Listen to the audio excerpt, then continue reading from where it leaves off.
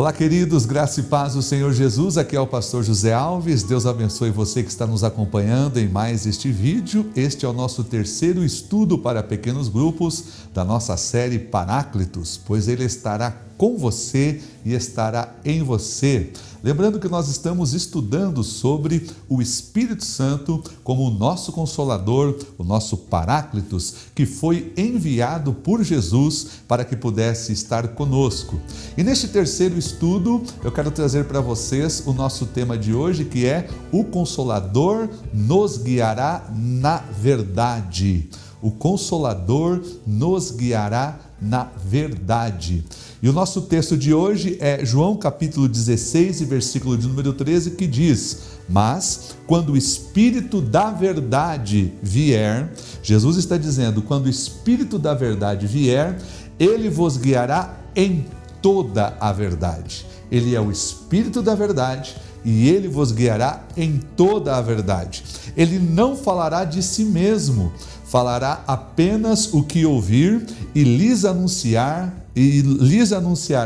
o que está por vir. Então Jesus aqui está falando que uma das missões do Espírito Santo como Paráclitos, como Consolador, é nos guiar em toda a verdade. Nós estamos vivendo num mundo recheado de engano, de seduções, de narrativas e de uma frase que tem se tornado muito famosa nos nossos dias, que são as famosas fake news. Porém, a palavra do Senhor, ela nos mostra que pior do que as fake news são as narrativas que hoje estão sendo elaboradas e propagadas através dos vários meios de comunicação. E essas narrativas, elas vêm recheadas de mentira, de engano e de sedução. E isso pode trazer um prejuízo, isso está trazendo um prejuízo espiritual sobre a vida de muitas pessoas, um prejuízo eterno sobre a vida de muitas pessoas e, infelizmente, enganado a vida de muitos cristãos. Toda narrativa, ela é fundamentada basicamente em três coisas que eu gostaria de compartilhar com você. Primeiro, uma meia-verdade. Segundo, conceitos politicamente corretos. E em terceiro, esses conceitos, essas meias-verdades, elas são atraentes para a concupiscência do ser humano. Como um exemplo, nós podemos ver em Gênesis capítulo de número 3, quando a Bíblia fala que Adão e Eva caíram da graça de Deus por causa da narrativa que a serpente trouxe para a vida deles. E a narrativa que a serpente trouxe era composta de uma meia-verdade. Essa narrativa era politicamente correta e ela se tornou muito atrativa para a concupiscência do ser humano.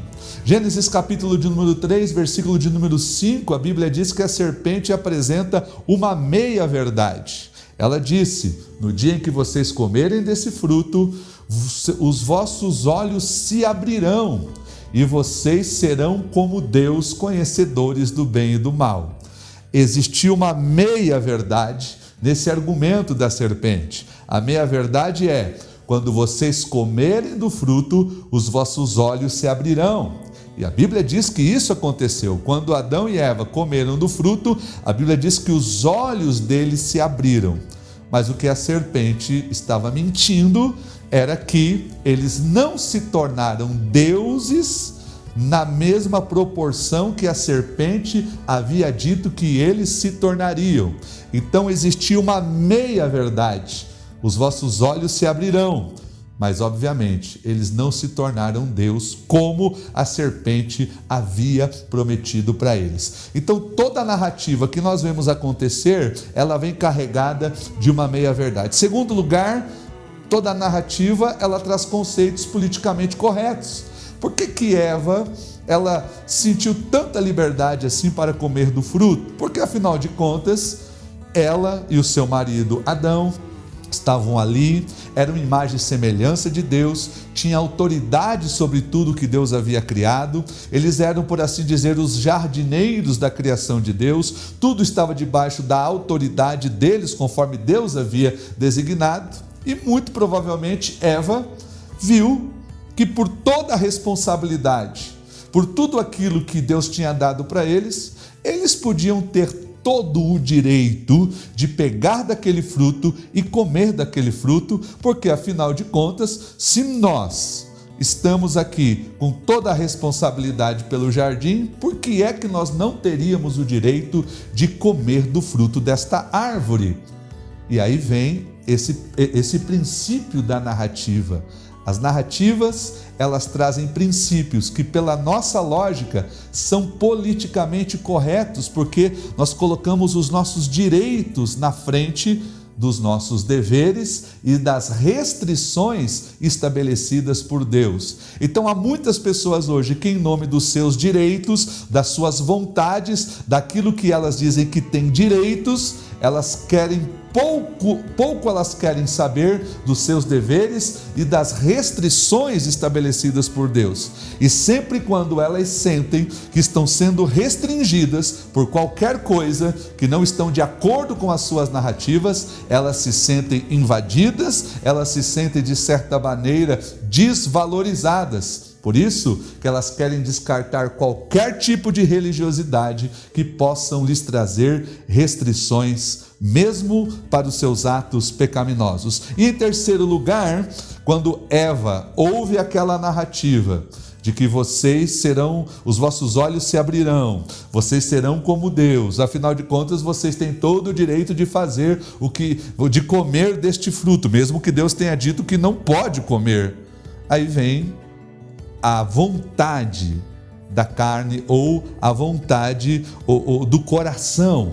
A Bíblia diz que Eva olha para o fruto e ele parecia agradável ao paladar, atraente aos olhos e desejável para obter discernimento ou conhecimento. Então, quando ela viu tudo aquilo que o fruto tinha e que atraía e que despertava nela o desejo de tê-lo e de tomá-lo, a Bíblia diz que ela comeu daquele fruto e levou também e deu ao seu marido. Então nós vivemos nesse mundo de narrativas e por trás dos bastidores de toda narrativa existe um espírito de engano. Toda narrativa que vai contra os princípios de Deus, ela tem na sua essência um princípio enganoso e letal, que pode nos trazer sérias consequências espirituais e consequências eternas. Muito bem, queridos. Agora que nós já vimos toda essa questão das narrativas que estão sendo trazidas e elas vêm carregadas de enganos, a palavra de Deus sempre nos alerta a tomarmos cuidado com o engano. O Senhor Jesus Cristo, no Evangelho de Mateus, capítulo 24, vários versículos deste capítulo, Jesus diz: cuidado para que ninguém vos engane. Ele disse que aparecerão falsos cristos e enganarão a muitos, se possível até os escolhidos. Jesus sempre esteve nos alertando para que não fôssemos tomados pelo engano. O apóstolo Paulo escreve muito nas suas cartas sobre o que ele chama de falsos apóstolos ou apóstolos fraudulentos. Ele disse que Satanás, o Deus deste século, na segunda carta que ele escreve aos Coríntios, ele cegou o entendimento dos incrédulos para que não lhes resplandeça a luz do Evangelho de Cristo. Paulo disse que Satanás ele cega o entendimento das pessoas. Quando Paulo vai falar sobre os falsos apóstolos, Paulo diz que não é difícil ter falsos apóstolos e mestres, porque o próprio Satanás ele se disfarça de anjo de luz e faz dos seus ministros como se fossem ministros da justiça. Ele escreve para Timóteo dizendo: Timóteo, nos últimos dias vão vir sobre a igreja dias difíceis. Ele diz que muitas pessoas, por causa das suas próprias cobiças, vão se cercar de mestres que vão falar não aquilo que elas precisam ouvir, mas aquilo que elas desejam ouvir segundo as suas concupiscências. Paulo também diz que essas pessoas, elas vão de mal a pior, enganando e sendo enganadas. Então, há muitos textos que Paulo fala que nos últimos tempos, inclusive, Paulo diz que as pessoas estariam dando ouvidos a doutrinas de demônios. Muito bem, mas aonde é que entra o papel do Espírito Santo nisso tudo, pastor? O Espírito Santo, ele veio para nos dar clareza, para nos dar lucidez e para nos trazer a verdade da palavra de Deus. Em primeiro lugar, a Bíblia diz que ele é o Espírito Espírito da verdade. Jesus disse no texto que nós lemos, de João capítulo 16, quando o Espírito da verdade vier. O mundo é tomado pelo espírito do engano, pelo espírito do erro. Volto a repetir aqui 1 Timóteo 4:1, Paulo diz que o Espírito Santo expressamente diz que nos últimos tempos muitos abandonariam a fé. Por que eles abandonariam a fé? Porque eles estariam seguindo espíritos enganadores e dando ouvidos a doutrinas de demônios. Paulo diz que tem espíritos que são enganadores, mas o Espírito Santo que está em nós, ele é o Espírito da verdade. Se o Espírito Santo está em você, você tem desejo de conhecer a verdade. Glória a Deus. Segundo lugar, Jesus diz que ele não apenas é o Espírito da verdade, mas que ele nos guiaria em toda a verdade. Ele é o Espírito da verdade, e quando ele vier, ele vos guiará em toda a verdade.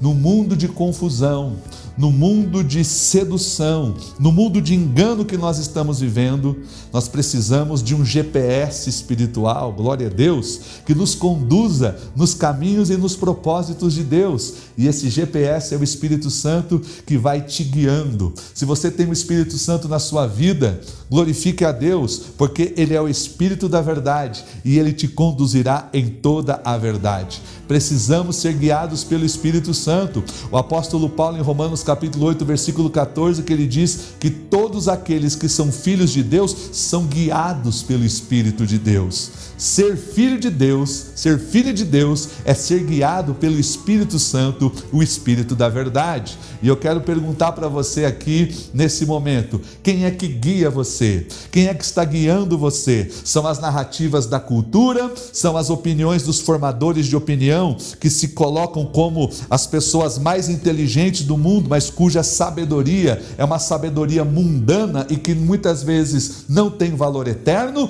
Ou você está sendo guiado pelo Espírito Santo e pela palavra de Deus na sua vida? E em terceiro lugar, o Espírito Santo, ele nos guiará na verdade de Jesus. No texto que nós lemos, Jesus disse, ele é o Espírito da verdade, ele vos guiará em toda a verdade. Ele não falará de si mesmo, mas ele vai falar daquilo que tiver ouvido, ele vai falar daquilo que é meu e vai anunciar a vocês tudo que tem para acontecer. O Espírito Santo, ele não vem nos guiar numa série de conceitos, porque a verdade, segundo a Bíblia, não são conceitos, ideias ou narrativas. Segundo a Bíblia, a nossa verdade é o Senhor Jesus. Ele disse em João capítulo 14, versículo 6, eu sou o caminho, a verdade e a vida, e ninguém vem ao Pai a não ser por mim. Jesus disse que ele é a verdade. Então o Espírito Santo, ele vem para nos guiar em toda a verdade relacionada à pessoa de Jesus. Glória a Deus. Então, neste momento em que nós estamos vivendo, precisamos mais do que nunca ter clareza de quem é Jesus, da mente de Cristo e de tudo aquilo que Jesus deseja para a nossa vida. Se você estiver firmado em Jesus, na palavra de Jesus, nos conceitos de Jesus, nos ensinamentos de Jesus, na mente de Cristo, você estará sendo guiado em toda a verdade. Que Deus abençoe a sua vida e até o nosso próximo encontro, se Deus nos permitir.